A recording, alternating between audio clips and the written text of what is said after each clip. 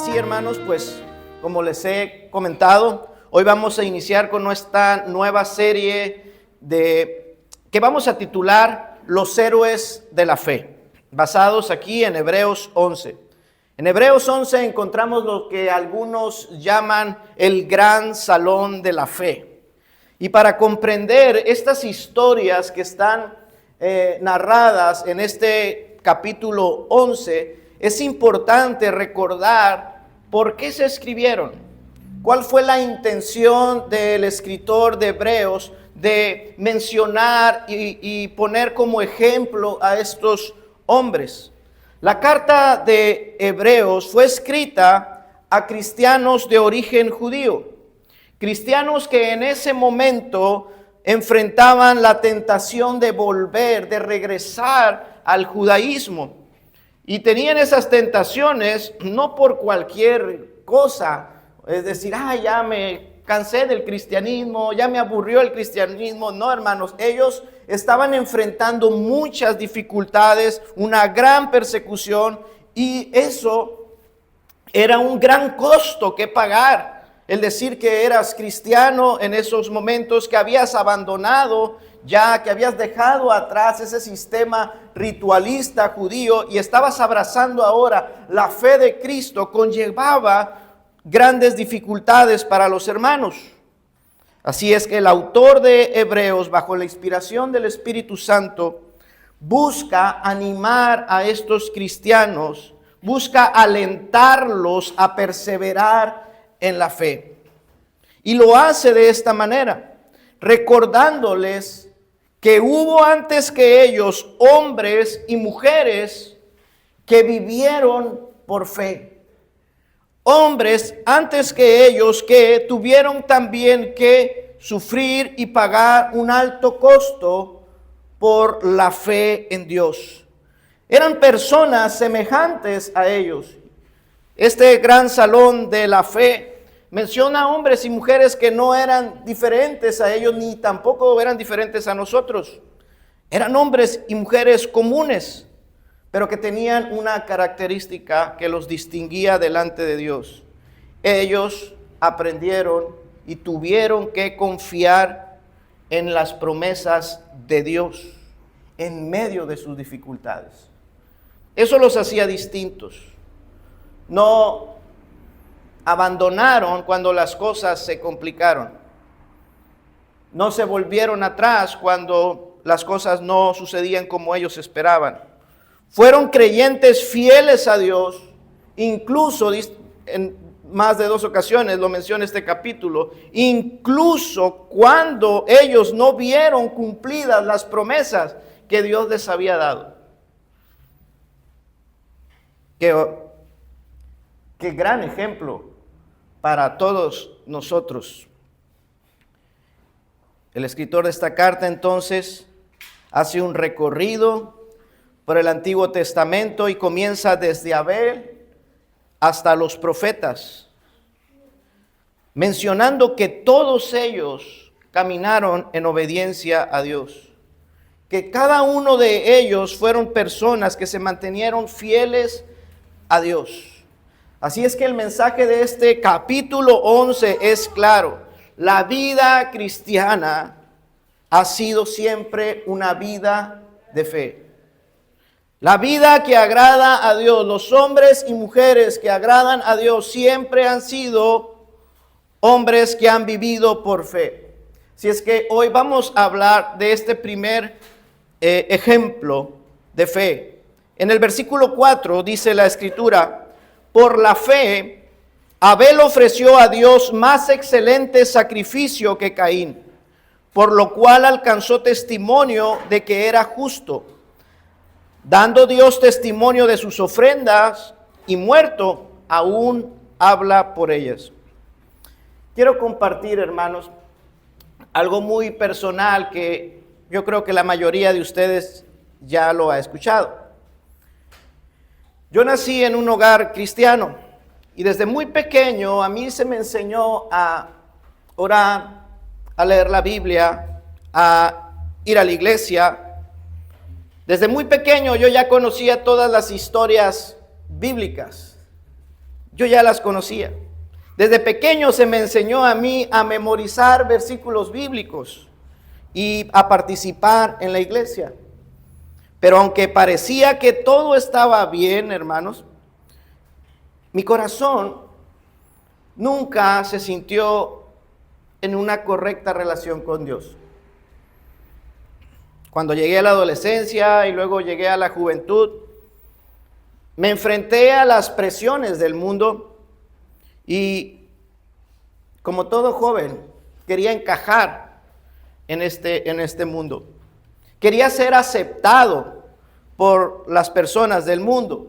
Quería disfrutar de los deleites de este mundo. Y aunque seguía yendo a la iglesia y seguía participando de las actividades de la iglesia, yo me sentía muy lejos de Dios. Me sentía un hipócrita. Vivía una doble vida. En la iglesia parecía un buen cristiano, pero fuera de ella parecía perfectamente un mundano. Pero lo peor de todo, yo creo que era que en aquellos años yo creía que Dios estaba obligado a aceptarme porque cumplía ciertas cosas. Pensaba yo, mientras yo siga yendo a la iglesia a cantar himnos y a escuchar por una hora al pastor, Dios tiene que estar contento conmigo. Pero ¿saben qué? Estaba completamente equivocado.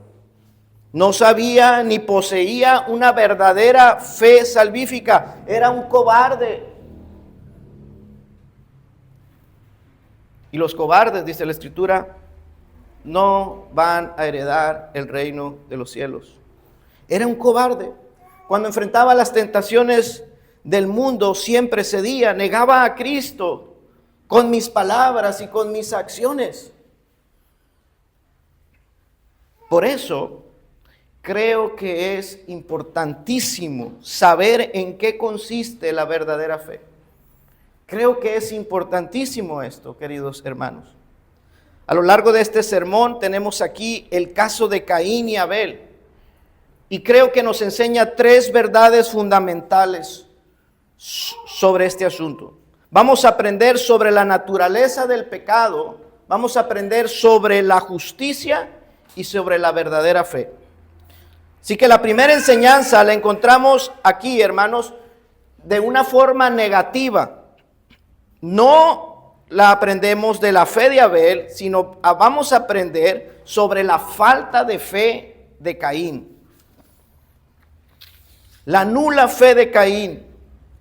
Esta falta de fe, iglesia, nos enseña sobre la naturaleza del pecado. Vamos a ir a Génesis capítulo 4. Ahí tenemos desarrollada esta historia. Génesis capítulo 4.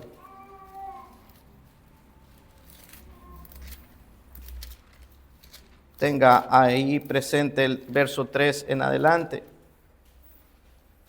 Aquí en Génesis capítulo 4 vemos que Abel y Caín ofrecieron sacrificios a Dios, pero que solamente la ofrenda de Abel fue aceptada, por lo que su hermano Caín termina asesinando a su propio hermano.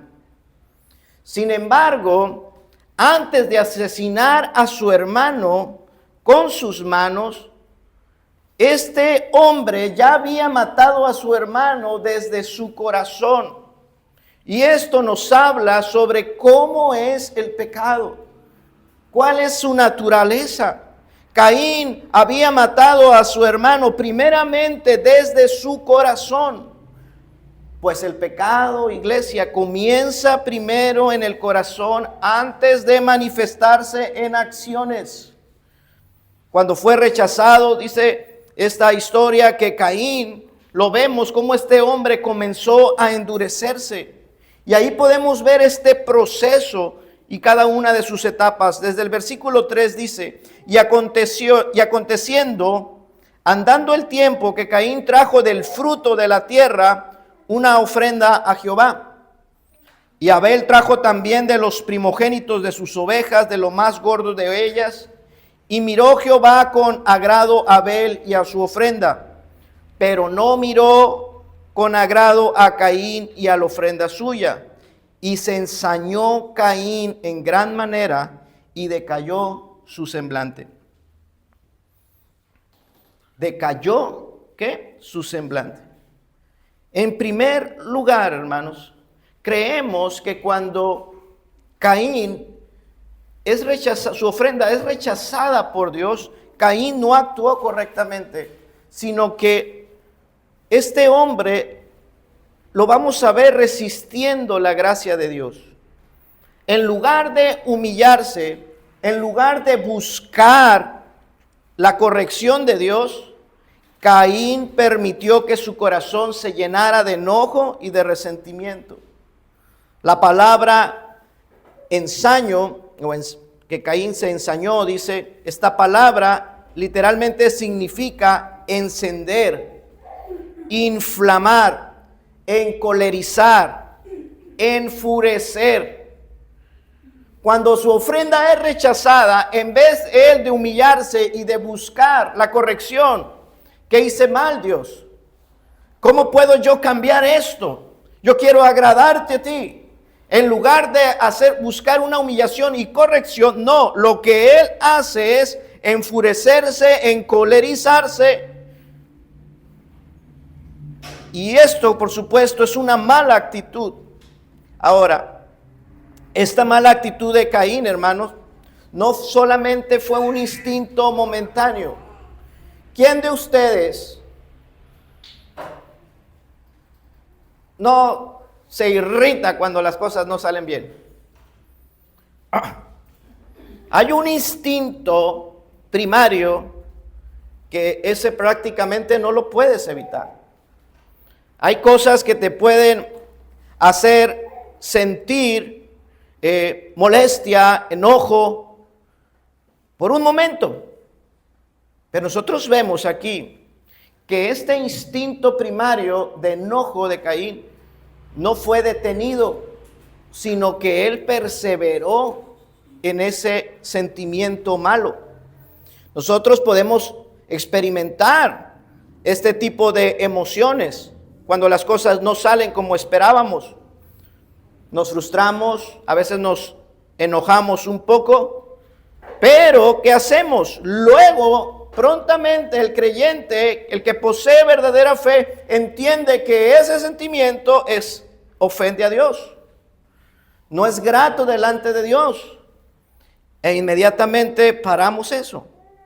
Recordamos que hay gracia para nosotros, que no debimos sentirnos así. Recordamos y entonces acudimos al trono de la gracia y nos humillamos y vamos al Dios de misericordia. Pero Caín no hizo esto. Caín no quiso cambiar su actitud. Este es el proceso del pecado, porque hablamos, Caín mató a su hermano, hermanos, pero eso es el final. Esto nos enseña que hay un proceso antes. Caín no quiso cambiar, Caín no quiso arrepentirse, Caín no quiso reconocer su pecado, no quiso aprovechar las oportunidades de reconciliación. Vea lo que dice el verso 6. Entonces Jehová dijo a Caín: ¿por qué te has ensañado? ¿Y por qué ha decaído tu semblante? Si vienes hicieres, no serás enaltecido, y si no hicieres el bien, el pecado está a la puerta. Dios se acerca a Caín. Dios le habla a Caín y le da la oportunidad de arrepentirse, de cambiar su actitud, pero Caín lo rechaza. Caín ya estaba engañado. Los juicios de su corazón ya estaban firmes e inamovibles. Caín ya estaba convencido de que aquello que sentía era justo. Es justo que yo esté enojado. Es correcto que yo esté airado. Lo que yo siento es justo, lo que yo pienso es correcto. Él ya estaba persuadido de que no necesitaba de la gracia de Dios. Dios lo llama a arrepentirse, pero Caín ya está convencido de que no necesita hacerlo. Así es la naturaleza del pecado. El pecado lleva a los hombres a resistirse a la gracia de Dios. El pecado lleva a los hombres a no escuchar las palabras, ni atender las advertencias de Dios. Tienen oídos, pero no oyen, no escuchan. Esa es la primera característica en ese proceso decayente del pecado. Caín se resiste a la gracia de Dios. El pecado, hermanos, también tiene esta característica. Se aferra al hombre hasta endurecer su corazón, hasta endurecer su conciencia. Caín alimentó su enojo en lugar de resistirlo, de pararlo, de detenerlo. No estamos condenando o señalando o juzgando a Caín porque se enojó. Todos nos enojamos. Todos podemos sentir esos malos sentimientos, pero Caín hizo con su enojo algo más grande. Lo estuvo alimentando en vez de detenerlo. No buscó entender, como les decía ahorita, por qué fue rechazada su ofrenda. ¿Por qué fue rechazada mi ofrenda? No trató de luchar contra su pecado ni de buscar la ayuda de Dios. En cambio, lo que este hombre hizo fue llenarse de resentimiento y hacer que ese resentimiento creciera en su corazón. Dios le mostró que el pecado estaba a la puerta. Esta era una advertencia. Caín, ¿por qué estás así? El pecado está a la puerta, era una advertencia. El pecado está listo para atraparte. ¿Y qué hizo este hombre? Cuando Dios le dejó bien en claro de que él tenía la responsabilidad de dominar al pecado en vez de dejarse atrapar. La Biblia de las Américas y otras versiones lo hablan de esta manera, el mensaje, la advertencia que Dios le da a Caín. Serás aceptado si haces lo correcto. Es decir, arrepiéntete. Y la próxima vez haz lo correcto. Pero rechazó la gracia de Dios. Y Dios le dice, si no haces el bien, Caín, el pecado está a la puerta para atraparte. Pero tú debes de dominarlo. Y Caín rechazó la gracia de Dios y se endureció. No clamó a Dios como lo hizo David, ¿recuerdan? Oh sí, crea en mí, oh Dios, un corazón limpio. He fallado. No se arrepintió y no clamó a Dios para que Dios lo limpiara, no. Su corazón, al contrario, se volvió más insensible a la voz de Dios y más inclinado a su pecado. Ahora, cuanto más cometemos un pecado, un mismo pecado, menos remordimiento sentimos por él. Deja un pecado ahí por mucho tiempo. Y lo que al principio, primero tu conciencia te dictaba, hey, estás mal, tú lo dejas ahí, lo justificas, llega el punto donde no sientes absolutamente nada de necesidad de arrepentirse de ese pecado. Nuestros corazones se endurecen cuando un pecado se comete y se alimenta. Una desobediencia repetida, hermanos, es la clave para endurecer nuestro corazón. Piensa en una pequeña gota de agua.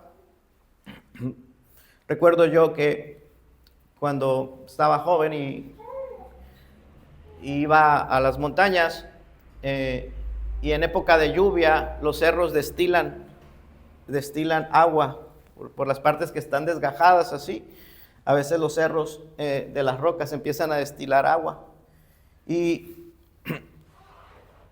yo miraba, me tocaba ver que que donde caía esas aguas, caían sobre otras rocas, porque las montañas son rocas, caían sobre esas rocas, pero esas rocas que estaban ahí, tenían la forma como de un depósito, pero era que la gota que persistía y caía por años y por años, deformaba la roca. Una pequeña gota consistente podía deformar y hasta romper una roca. Así es el pecado, hermanos. Así es el pecado persistente, deforma el corazón, lo corrompe y lo deforma.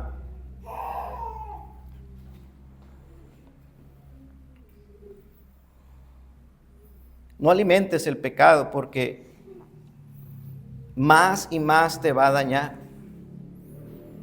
Aprendemos de esto, hermanos, aprendamos de esta historia de Caín, que debemos de resistir y desistir al pecado prontamente. No hay que alimentarlo, no hay que justificarlo, porque finalmente terminará controlándonos. El primer pecado de Caín no fue el asesinato. El primer pecado de Caín, o su error más grande, no fue su enojo, sino lo que hizo con su molestia, con su enojo. Lo alimentó hasta que se convirtió en resentimiento. Y el resentimiento, usted puede decir, ay, estoy resentido. Y lo puede usted pensar y decir con tanta livianidad, con tanta facilidad. El resentimiento, hermanos, vea, es la antesala del asesinato. De hecho, aquel que está resentido ya ha asesinado a su hermano en su corazón. Airaos, pero no pequéis. ¿Conocen ese pasaje, iglesia? Airaos, pero no pequéis, no se ponga el sol sobre vuestro enojo, ni deis lugar al diablo. ¿Se da cuenta que qué importante es el tener el control, el dominio sobre las emociones pecaminosas? Hay emociones que son pecaminosas, que ofenden a Dios, que son pecado y que hay que resistirlas prontamente, porque si no, hermanos, estamos dando lugar al diablo, y esas emociones no controladas, no sometidas a Dios, pueden terminar en algo muchísimo más grave. El pecado es como una semilla, como una mala semilla, como una semilla de hierba. Si no la arrancamos de raíz, va a crecer y va a crecer, y cada vez va a ser más difícil arrancarla. Caín pudo haber arrancado su tristeza, su enojo instintivo cuando no entendió o no por qué Dios lo había rechazado. No se detuvo, sino que él dejó crecer lo que sintió hasta convertirlo en homicidio. Primera de Juan 3:15, todo aquel que aborrece a su hermano es homicida, y sabéis que ningún homicida tiene vida eterna permanente en él.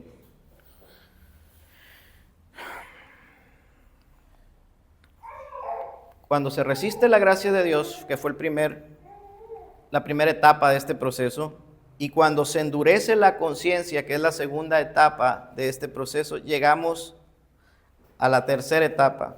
Y esa, hermanos, es la más triste de todas.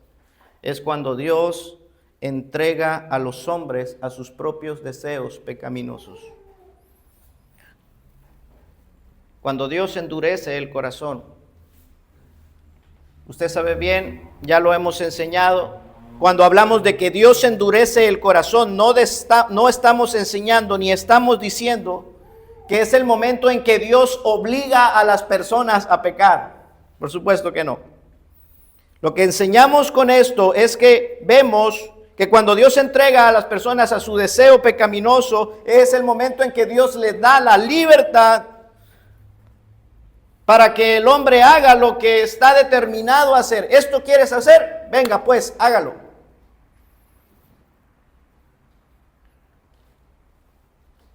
No es que Dios esté obligando a las personas, esta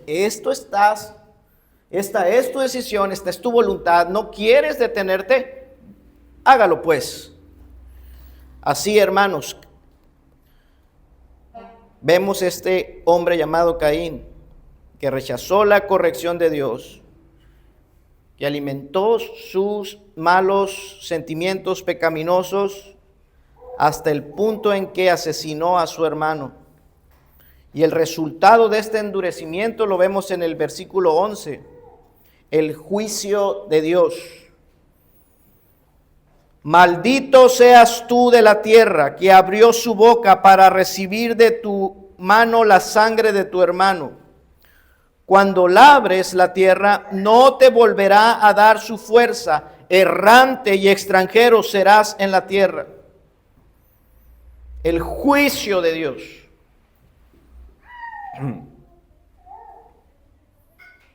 Uno pensaría que después de una sentencia y un juicio como este, Caín caería de rodillas a clamar por misericordia. A veces pensamos que esa es la manera en que Dios finalmente puede convencer a alguien de su pecado, ¿verdad? Castigándolo. Pero hermanos, la Biblia nos enseña que cuando el corazón ya está endurecido, ni el juicio, ni la disciplina, ni nada puede hacerlo cambiar. Qué triste. Qué triste.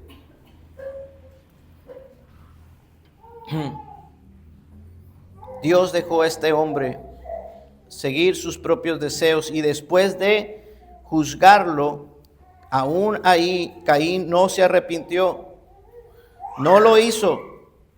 Lo único que hizo fue, en lugar de arrepentimiento, fue quejarse más. Se quejó más, en vez de arrepentirse. Uno puede pensar, bueno, cuando una persona es disciplinada, nosotros esperamos que esa disciplina obre para su restauración. Pero la realidad es que no lo sabemos. O será restaurada, o hermanos, o perseverará y seguirá quejándose. Continuará quejándose. Aún después de que se aplica disciplina, no se arrepiente. Dice Gerardus Bosch en su libro de Teología Bíblica del Antiguo y Nuevo Testamento: Caín cometió su pecado con premeditación, habiendo sido advertido de antemano. Después del acto, él niega su pecado, es desafiante, repudia toda obligación a la ley del amor.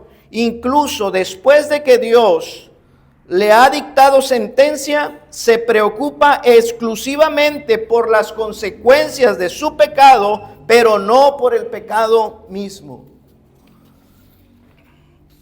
Hermano, esto confirma la afirmación que hemos hecho. Un corazón endurecido persiste en el pecado y se resiste a la gracia de Dios. Esa es la enseñanza que obtenemos de la fe falsa. Persistencia en el pecado, endurecimiento y resistencia a la gracia de Dios. Pero ¿qué nos enseña la fe auténtica, hermanos? Todo lo contrario. Por muchos que sean nuestros pecados, por muchos que sean ellos, la fe auténtica nos va a llevar a reconocer nuestra pecaminosidad y acercarnos a Dios con humildad. Mientras que la fe falsa no puede ni quiere vencer el pecado. La fe verdadera sí quiere y se humilla. La fe falsa, por el contrario, va a persistir en pecar y se va a alejar de Dios. Todos aquí somos pecadores. Todos somos pecadores. Y lo que pueda distinguir a un verdadero creyente de un falso creyente, es eso, su capacidad de humillarse, de reconocer lo que ha hecho mal y de perseverar en agradar a Dios. Ahora, por otro lado, la fe de Abel, no la falta de fe de Caín, no, la fe de Abel nos enseña sobre la justicia. Hay quienes pueden ver en la historia de Caín y Abel a un Dios caprichoso, a un Dios que ¿qué le pasa a Dios? ¿Por qué no le gustan las verduras o las frutas? Solamente le gusta la carne, el derramamiento de sangre. ¿Por qué este Dios es así, tan caprichoso? Algunos ven en esta historia de Caín y Abel una historia donde la obra de uno fue buena y la obra del otro fue mala. Una historia donde uno hizo lo correcto y alcanzó a ser del agrado de Dios porque hizo lo correcto y el otro no. Pero vea lo que el pasaje base que leímos dice: por la fe Abel ofreció a Dios más excelente sacrificio que Caín. ¿Cuál es la diferencia entre uno y otro? Sus obras, lo que hicieron, lo que llevaban. No, la fe. Este no es una historia, un relato donde se exaltan las buenas obras de uno. No es una enseñanza sobre las buenas obras que pueden hacer para llegar a agradar a Dios. No. Pablo le recuerda a los cristianos judíos que la revelación de Dios desde la antigüedad siempre ha sido la misma. El principio siempre ha sido el mismo. La justicia de Abel no provino por sus obras. No provino porque él escogió un animal y el otro escogió verduras o frutas. La justicia de Abel no provino de sus obras, provino de su fe en Dios. Su fe en Dios. La verdadera justicia nunca ha venido a través de cosas externas. Nunca.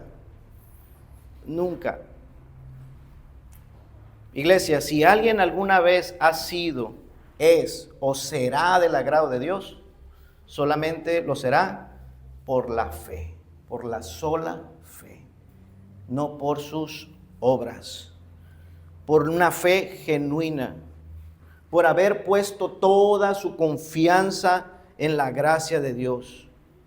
El versículo 6 de Hebreos 11, que es el corazón de esta enseñanza, es: pues sin fe es imposible agradar a Dios.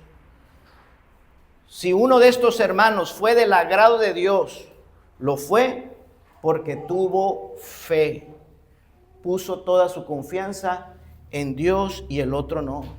Desde el principio está esta enseñanza, hermanos.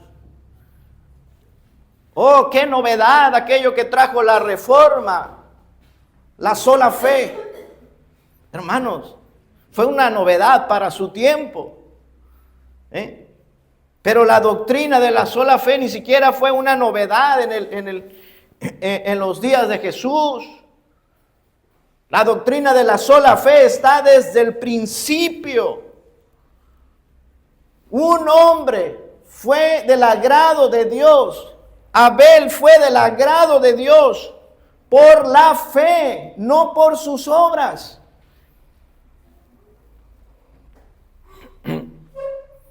Qué importante es entender esto.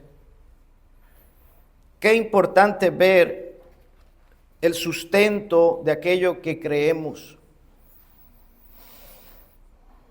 La verdadera justicia nunca vendrá por las cosas que hacemos o dejamos de hacer. Dios lo ha dejado bien en claro esto. Así es que esta historia de Abel, hermanos, nos muestra esto. Abel es el ejemplo más temprano que tenemos de la justicia por la sola fe.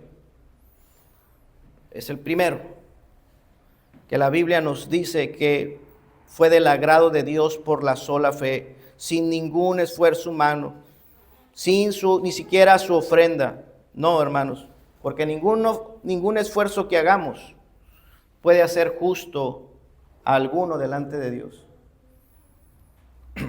Ahora, la historia de Abel no solamente nos muestra que la justicia proviene de la fe, también revela una verdad difícil. Y esta es, iglesia, que la fe genuina tiene un alto costo. Abel no solamente fue el primer ejemplo de la justicia por la fe, Abel también fue el primer mártir de la historia. Este hombre fue asesinado debido a la enemistad que la fe verdadera genera en los corazones rebeldes. La fe de Abel nos enseña, hermanos, y este es nuestro tercer punto, el costo de la fe genuina.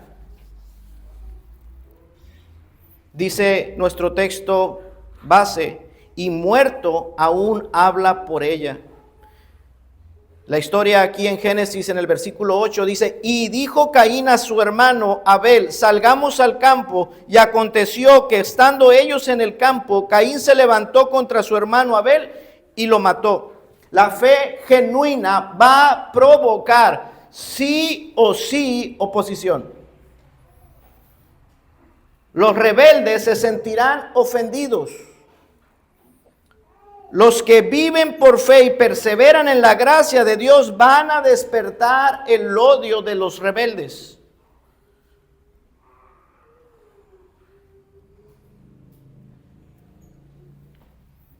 Cuando alguien es luz y está al lado de alguien que está en pecado, la luz deja ver la maldad del otro, inevitablemente.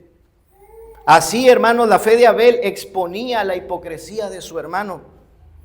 Y esto sigue vigente hasta el día de hoy. La fe auténtica provoca rechazo del mundo porque el mundo, dice la Escritura, ama más las tinieblas que la luz.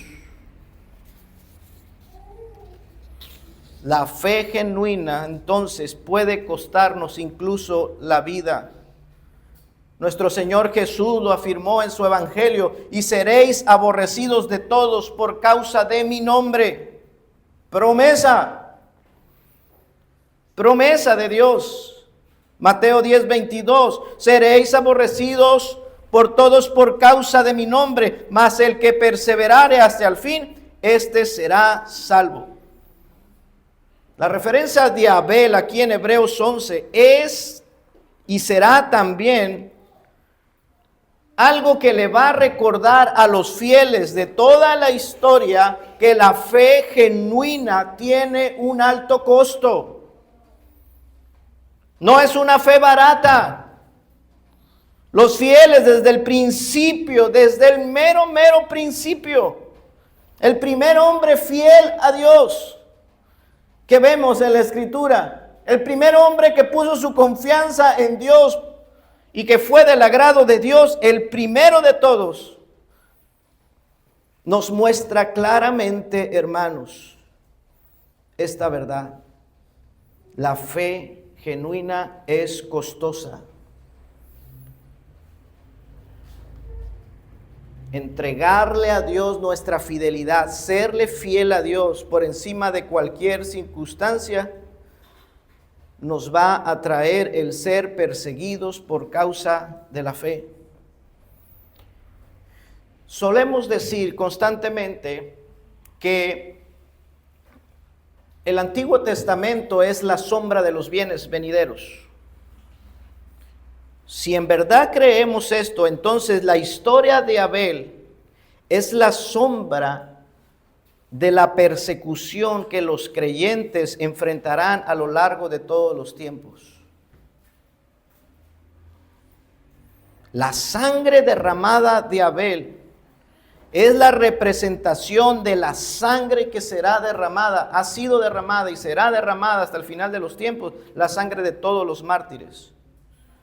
Abel fue el primero de una gran multitud que iba a sufrir por causa de la verdad. Vaya a la escritura. Apocalipsis capítulo 6, versículo 9.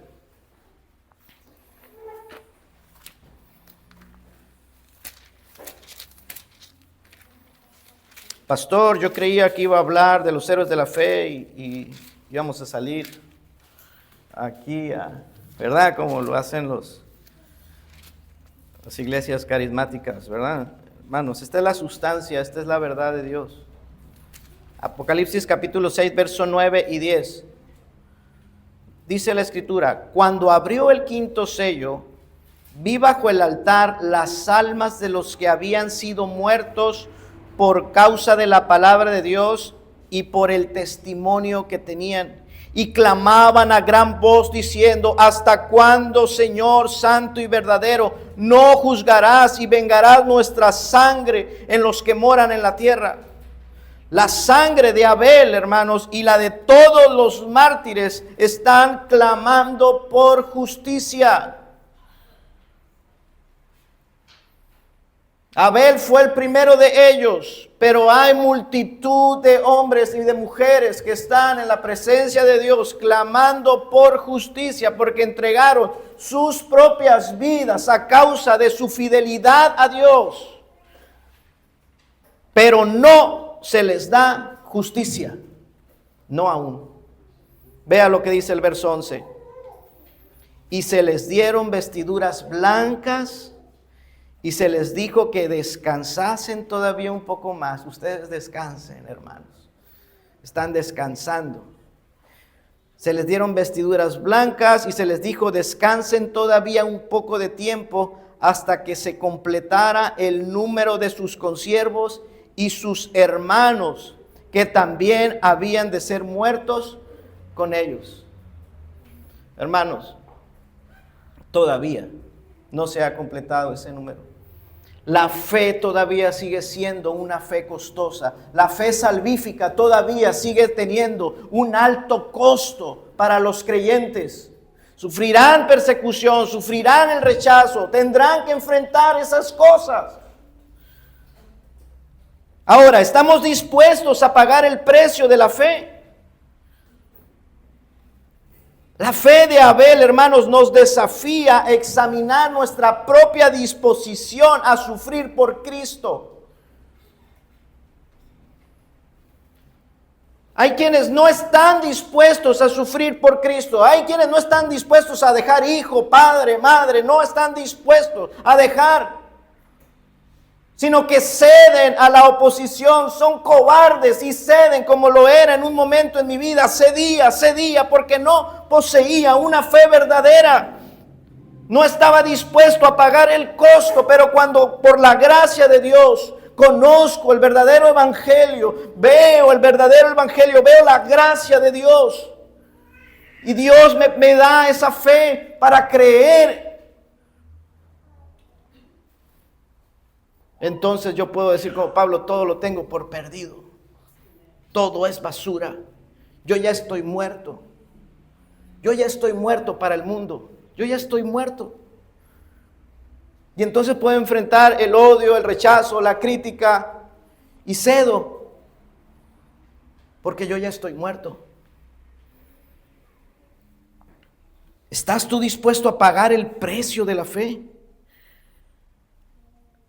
Como Abel, nuestra fe, hermanos, nos puede poner en conflicto incluso con lo más amado.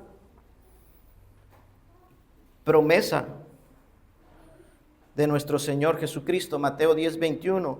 El hermano entregará a la muerte al hermano y el padre al hijo, y los hijos se levantarán contra los padres y los harán morir. Por la fe. Por la fe. La pregunta es: ¿estás dispuesto? ¿Estás dispuesto? Si alguno quiere venir en pos de mí, niéguese a sí mismo, tome su cruz cada día y sígame. Hacer lo correcto cuesta. Agradar a Dios cuesta. Tiene un costo. No es para cobardes. No es para aquellos que se quieren aferrar a las cosas de este mundo, a las cosas de esta vida. Si tu corazón te dicta, si tu conciencia te está dictando algo, no la resistas, no persistas, no repitas. Entrégalo todo por Cristo. Entrégalo todo por Él, vale la pena. Vale la pena soportar la oposición y perseverar. ¿Estás dispuesto a soportar la oposición y perseverar? ¿O pondrás el amor y la aprobación de los rebeldes por encima del amor y la aprobación de Dios?